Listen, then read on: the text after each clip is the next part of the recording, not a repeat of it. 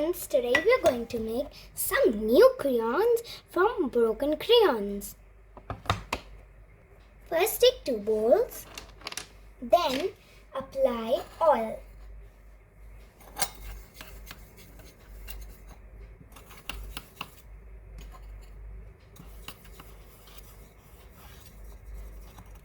Now you can put the broken crayons.